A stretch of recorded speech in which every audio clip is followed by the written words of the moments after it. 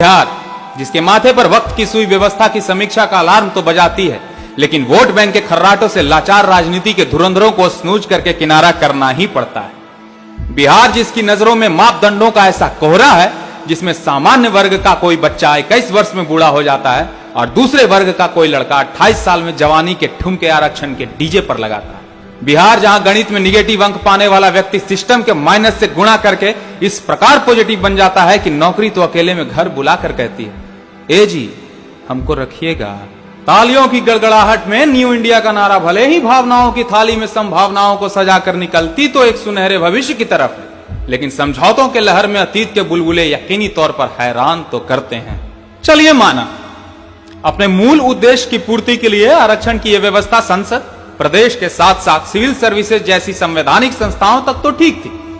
लेकिन इस व्यवस्था को टेक्निकल, मेडिकल और आर्थिक क्षेत्र के विशेष योग्यता वाले पद प्रतिष्ठानों पर थोप के अव्यवस्था की नींव योग्यता के पैमानों को शर्मसार इसीलिए करती है क्योंकि इन क्षेत्रों में योग्यता से समझौता बनारस जैसे शहरों में पुलों का गिरना या फिर सरकारी विद्यालयों में शिक्षकों को राष्ट्रपति का नाम तक ना पता होने से जाहिर होता है। देखिए, हिंदुस्तान की गलियारों में प्रतिभा तो उस कंकड़ की तरह है जिसे वक्त के हथौड़ों से पीटना ही उसके भविष्य के नक्काशी का आधार बनती। जिम्मेदारी के बोझ तले संस्कारों की गठरी बांधकर कोई युवा कंपटीशन के जंग में कूदता तो ऐसे है मानो जमीन हिल जाए।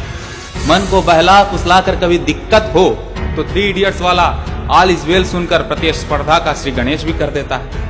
लेकिन वर्चस्व की इस लड़ाई में जब उसके पास होने का फैसला उसकी कलम नहीं बल्कि उसके जात करने लगे तो अध्ययन के नाम पर प्रतिभा का चीर हरण किसी नैतिक दोगलेपन से बढ़कर कुछ नहीं।